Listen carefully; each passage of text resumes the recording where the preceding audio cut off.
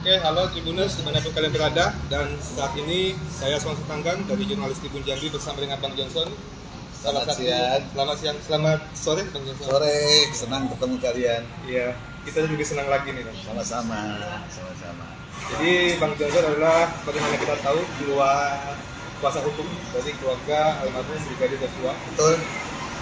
Yang kemarin juga ikut dalam proses ekshumasi di Sungai Bahar. Betul, betul sekali. Bang Johnson, Ya, itu sudah dilakukan ekshumasi, ya, kemudian dilakukan pemakaman secara kedinasan. ya. Apa makna dari pemakaman secara kedinasan ini, Bang Johnson? Sebelum kita bicara pemaknaan, saya mau ngomong prosedurnya dulu. Oke. Jadi setelah kami memasuki laporan, ya kan, kami meminta 3 hal kan. Yang pertama adalah pembongkaran makam sekaligus otopsi, ya. Yang kedua adalah visum et repertum. Yang ketiga adalah prarekonstruksi, ya kan. Dan ada poin yang penting, kami juga meminta karena polisi selalu ngomong humanis, humanis kan bukan hanya untuk orang luar, untuk keluarganya sendiri. Dalam hal ini Brigadir J yang polisi itu bagaimana? Nah, itu kami minta. Kenapa begitu?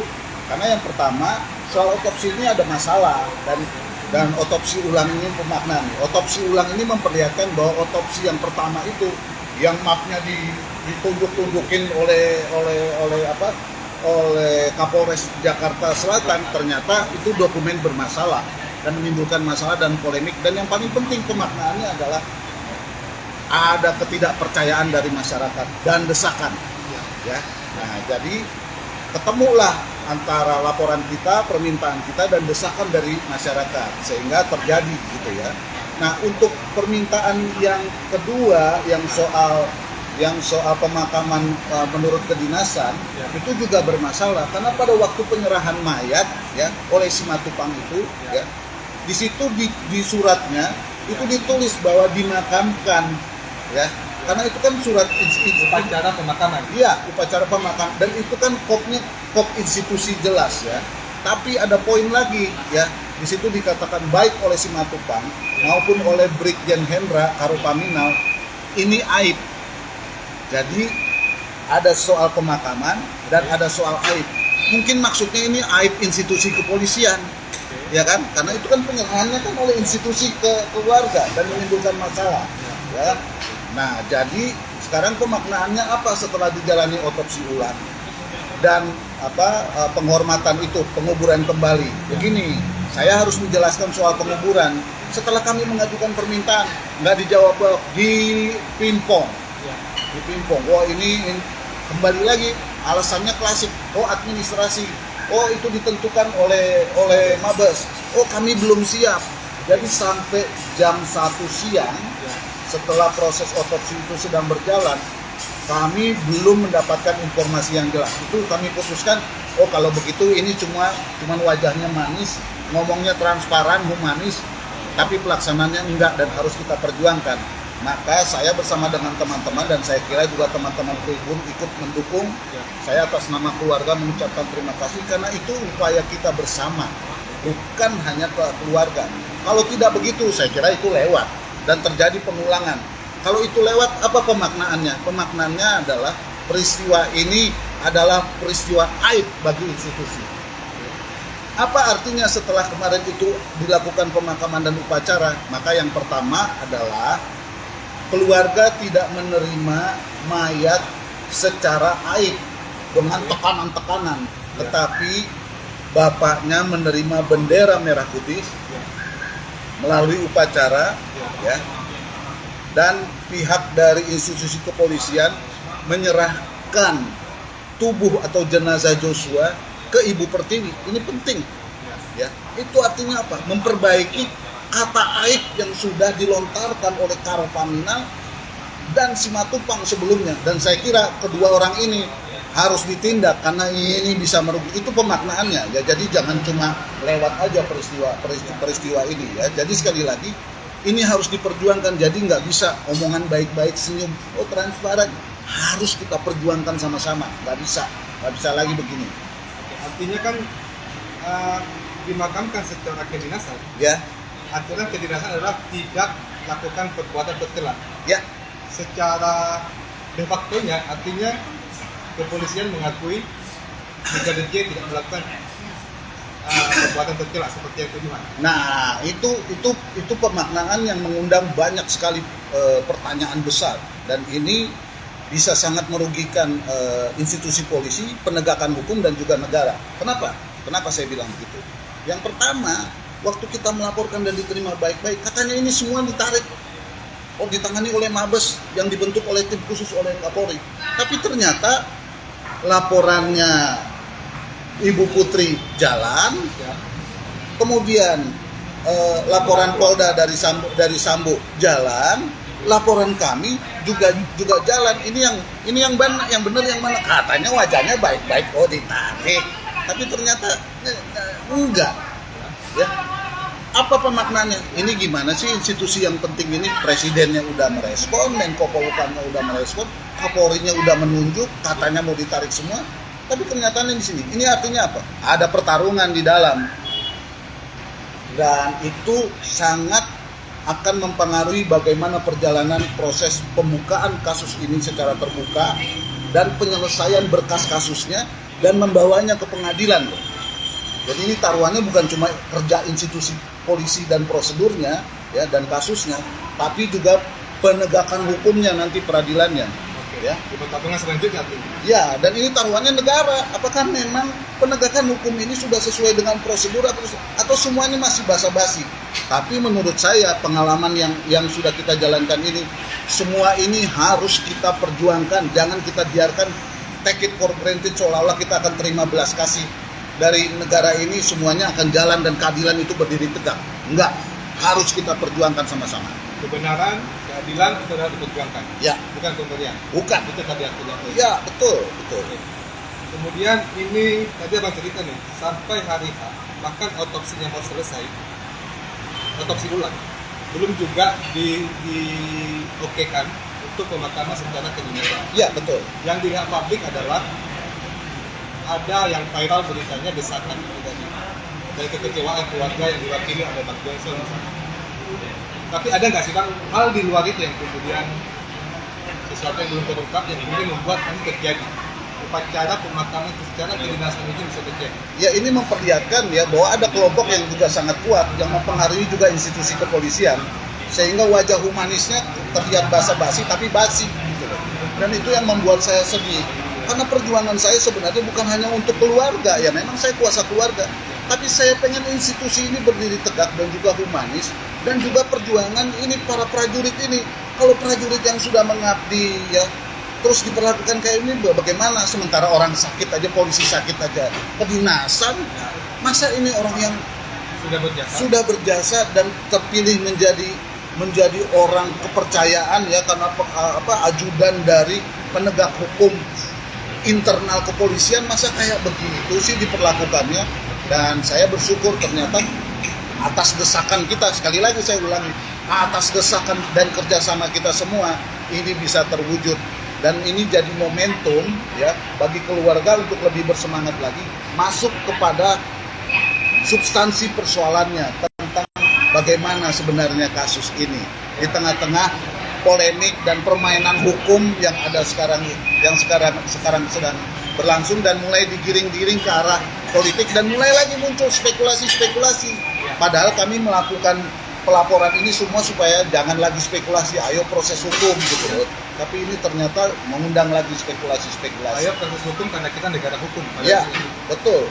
Kemudian aku menarik lagi Ya, dengan cerita Bang tadi. ya, Tadi sempat terungkap sedikit, tapi kita mau dalami lagi. ya.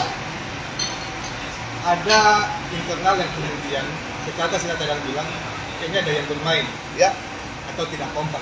Ya. Maka kemudian apa tantangan besar dalam mengungkap akhirnya nanti ini menjadi sebuah kebenaran? oh banyak sekali ya. Kalau saya mau pakai kalimat ya, kita harus melawan tirani etikat baik. Jadi seolah-olah semua etikat baik, prosedurnya ditempuh sehingga keadilan itu kebenaran. Enggak. Kita masuk pada tirani itu, ya. Nah, itu harus kita lawan. Maksudnya apa? kalau prosedur-prosedur ini tidak ditempuh secara baik, ya, terutama misalnya otopsi ini tidak dilakukan secara benar, maka itu kan akan jadi berkas dan disidangkan. Ya, pertaruhannya berat loh buat penegakan hukum kita. Ya, jadi harus kita perjuangkan. Nah, itu berkasnya, ya, kasusnya. Gitu. Terus apa? Ini ada kekuatan-kekuatan besar dan saya sudah juga melansir, ya, bahwa problemnya ini bukan hanya di 3 yang sudah dinonaktifkan gitu loh. Kapolres yang sudah diganti, Karopaminal juga, dan juga Kadipropam yang dinonaktifkan. Ini ada problem besar karena ternyata di dalamnya ini orang-orang ini masuk pada yang namanya Satgas Merah Putih. Apa itu? Nah, ini satu kesatuan yang diciptakan pada zaman Pak Tito, katanya untuk melakukan berbagai macam penegakan hukum, terutama yang menyangkut narkoba, bla bla bla bla bla.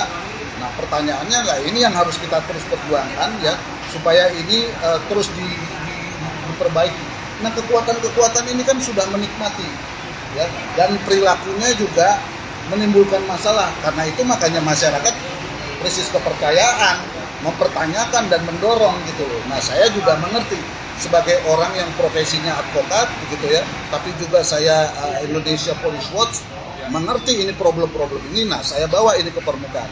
Pertanyaannya, kenapa abang bawa ini ke permukaan? Ingat loh, ini ada senjata tembak-menembak dilakukan oleh orang-orang terlatih yang disekolahkan dan dibiayai oleh negara, namanya BRIMOB, ya, di instalasi penting rumah jenderal yang kita andalkan untuk melakukan penegak hukum dan wajah depan penegakan hukum di kepolisian. Nah, pertanyaannya, senjata-senjata ini apa beredar, apa sudah sesuai dengan? Nah, kalau ini terjadi sekarang tembak-menembak karena peluru ini kan murah sekali, ya. Karena Glock itu sekarang pelurunya murah, hanya 30.000 saya sudah cek gitu, kan. Nah, kalau ini beredar, kemudian ini mau menjelang pemilu, kekerasan-kekerasan ini terjadi, dan kemudian bukannya tidak mungkin, karena ini pengalaman negara kita, saya tidak menuduh, ya kan, tapi ini pengalaman saya karena saya menangani daerah konflik, ya. Jam terbang saya banyak sekali menangani daerah konflik. Nah, bagaimana kalau senjata, uang, dan narkoba ini digunakan oleh orang-orang tertentu, termasuk juga oleh polisi-polisi dan kelompok-kelompok polisi yang bermasalah? Ini beresiko besar. Jadi tidak mudah ini menurut saya, ya. Tidak mudah. Saya mengerti bahwa saya pasti akan mendapatkan tekanan begitu, ya. Tapi demi Republik ini dan komitmen kita bersama, karena itu jangan dibiarkan kami berjuang sendiri, dan saya yakin dukungan dan partisipasi serta keinginan dari teman-teman untuk membongkar kasus ini dan memperbaiki institusi Polri, karena ini kan andalan kita. Kalau polisinya nggak ada, polisinya korup, kita bisa berbahaya, kan, bisa hancur ini negara hukum kita. Jadi tidak boleh, kita harus bergandengan tangan. Mari kita perjuangkan, kita kritisi lembaga ini, kita perbaiki tindak oknum-oknum pimpinannya yang berusaha meruntuhkan atau menghancurkan kewibawaan ini dan mengurangi kepercayaan masyarakat terhadap institusi. Jadi abang mau mengatakan ini Polri harus lakukan perubahan besar dalam tubuh Polri? Iya, karena itu nggak main-main, 2 kali presidennya, dan statement yang kedua itu harus jadi perhatian. Kenapa? Jangan sampai ketidakpercayaan masyarakat ini muncul. Berarti kan ada problem legitimasi. Ya. Jadi saya kira itu maksudnya bukan hanya kasus ini, tapi lewat kasus ini kita berusaha membongkar potensi-potensi yang menjadi penyakit, agar institusi ini sungguh-sungguh punya kekuatan menjadi penegak hukum yang andal di negara ini. Artinya sih dapat maknanya, ya, kalau mau Polri tetap mendapatkan kepercayaan dari publik, harus lakukan perubahan, perbaiki diri. Termasuk salah satunya adalah berani untuk mengungkap kasus Yosua ini secara transparan kepada publik. Iya. Tapi abang bilang tadi bahwa tantangan itu masih sangat besar. Ya. Dan pihak keluarga juga kuasa hukum itu butuh dukungan publik yang sangat besar. Ya. Oke. Dukungan publik seperti apa lagi sebenarnya yang diharapkan oleh abang maupun keluarga dari keluarga si Yosua ini? Banyak, ya. Tentu yang pertama adalah kita masih harus bertarung di soal-soal teknis. Oke. Ya. Karena sekali lagi otopsi ini kan antara 4 minggu sampai 8 minggu. Ya. Itu harus terjawab, ya, sebab kematian. Oke. Karena kami kan bertanya sebagai pelapor, ya, dia ditembak dulu atau disiksa? Itu kan pertanyaan kita. Ya. Kemudian pertanyaannya adalah kalau kontaknya itu 10.58, kemudian Polres mengatakan mayat tergeletak pukul 17, apakah ini benar TKP-nya bukan cuma di Duren 3? Ya. Ini kan harus diungkap dan itu tugas polisi, ya. Jangan dibentur-benturkan kepada kami untuk memancing kami berspekulasi juga. Kami sudah menempuh prosedur hukum. Jadi ayo kerja yang cepat. Ya. Makin lambat ini, makin ketidakadilan, makin sulit kita jangkau. Jadi pertarungannya di teknis. Yang kedua, pertarungan teknis ini tolong dibantu oleh teman-teman masyarakat ya. Ya. Karena tuntutan kita ya di hadapan kita dia bilang oh baik, tapi ternyata ya nggak didengar, dia jalan terus. Oke. Jalan terus ya. Misalnya persoalan yang paling besar katanya ini semua ditarik, nggak taunya yang ini masih jalan, Ya. yang bukan cuma kasusnya loh, orangnya juga jalan nih, ya. Jadi itu peristiwa teletabis yang dikatakan oleh koordinator oleh Pak Simanjuntak Komarudin itu bukan artinya hanya film teletabis, tapi Ya. itu terlihat ada kolaborasi yang penting dan itu penting juga untuk penanganan kasus ini antara Sambo Kadif Propam dengan Kapolda. Nah, Kapolda ini pimpinan penyidik, Ya. ya kan? Pimpinan penyidik. Nah, Ya. ini bertarung. Nah, pertarungan ini juga penting. Nah, yang kedua adalah ini ada Satgas. Ya. Ya, yang kekuatannya, senjatanya, uangnya ini harus dievaluasi supaya jangan satgas-satgas kayak gini digunakan oleh kelompok-kelompok dan orang-orang tertentu yang memunculkan potensi ya kewibawaan dan kepercayaan masyarakat terhadap polisi kita hancur. Ya. Apa berkali-kali dalam wawancara di kita juga pernah beberapa hari yang lalu dan juga di media yang lain kita dengar apa selalu bicara soal Satgas tadi Ya. yang kemudian jadi sorotan sangat besar dari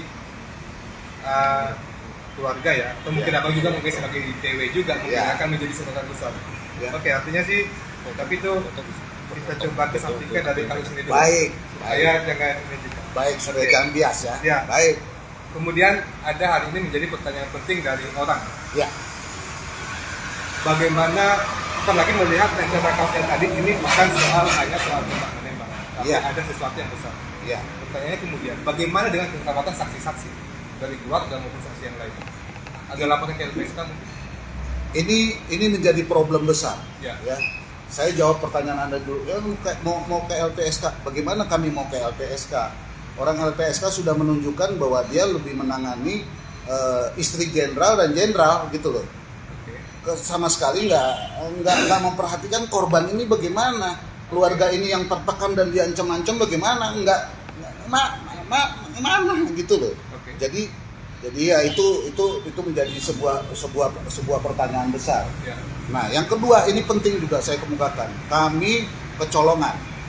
Kecolongannya. Kecolongannya adalah sekarang ini secara real ya, pacar atau calon daripada Brigadir Joshua ya sudah terkena masalah dan sudah terkena dampak, dia mengundurkan diri dari pekerjaan akibat dari pemberitaan tentang yang dia jelaskan di dalam BAP pada waktu pemeriksaan sebagai saksi. Oke. Ini sudah kita tanggung masalahnya dan handphonenya sudah disita dan diambil. Saya tidak tahu apakah diganti atau tidak, tetapi yang bersangkutan sudah sangat ketakutan.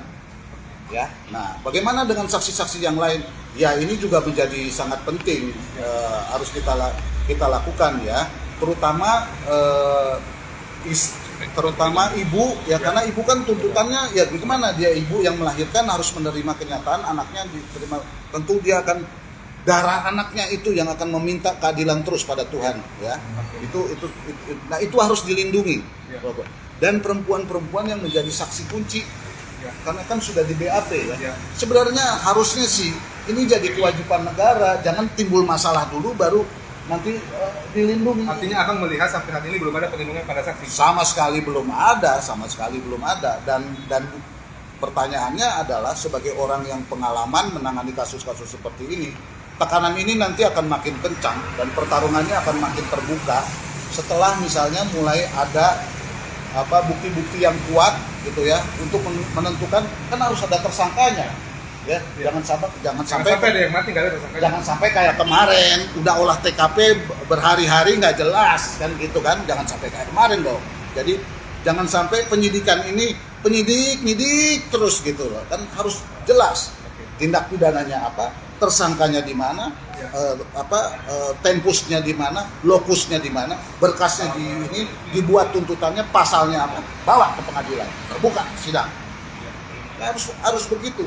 Nah, proses ini sangat mengkhawatirkan dalam kondisi negara kita yang seperti sekarang ini, dan selalu beresiko, terutama bukan hanya kepada saksi, tetapi kepada semua teman, bukan hanya saya, teman-teman lain juga yang misalnya kalian sangat profesional, ingin jadi wartawan yang benar, mengungkap kenyataan fakta-fakta dan mencoba profesional, kan beresiko. Dan itu bukan kata saya, korbannya sudah cukup banyak. Saya menjadi bagian dari memperjuangkan wartawan-wartawan yang juga jadi korban yang mau membongkar agar negara ini makin benar dan demokrasi berdiri tegak, konstitusinya kan nggak mudah juga bagi kalian. Apalagi sudah terbuka juga kalian mendukung proses Proses hadirnya kebenaran. Iya, kebenaran ini, ya kan? Apapun kebenarannya, iya, mau sepahit apapun, iya, itu akan lebih baik. Dan kalian tidak hanya pakai tulisan, kadang-kadang kalian berusaha masuk dan on the spot di lapangan. Saya kira itu resiko-resiko profesi yang sekarang ini akan terjadi menurut saya. Tapi itu tadi ternyata yang saya sampaikan tadi, hari ini kemudian saksi menjadi dalam kondisi sangat rentan. Ya. Ada harapan atau desakan dong? Bagaimana kemudian melindungi saksi?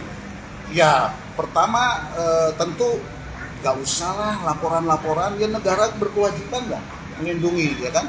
Kan, ya kita malu penegak hukum ini, keluarga itu kasih kuasa kepada kami dan kami menempuh proses hukum.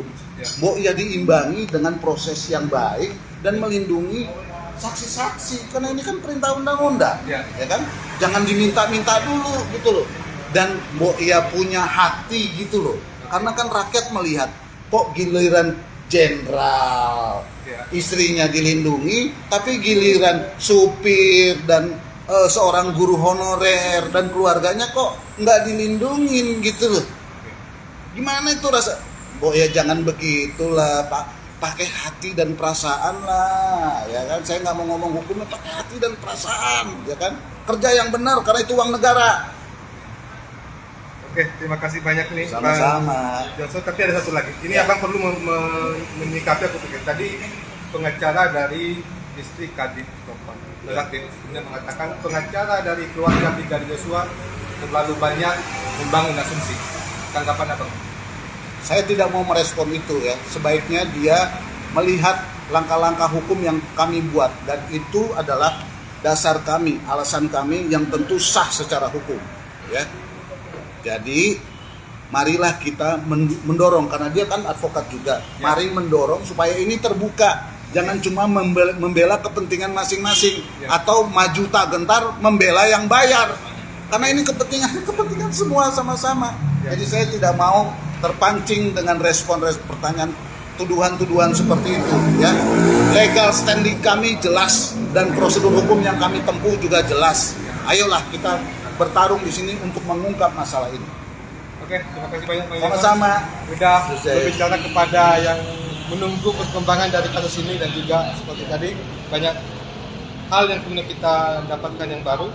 Termasuk tadi ada cerita tentang bagaimana V yang hari ini juga jadi unemployment dan segala macam. Oke, Tribuners, itu tadi perbincangan saya dengan Bang Johnson. Sampai jumpa di live selanjutnya. Terima kasih Bang Johnson. Sama-sama. Demikian Tribuners, wawancara kami. Nantikan update selanjutnya hanya di Tribun Jambi. Saya Wira dari Daman undur diri. Selamat siang.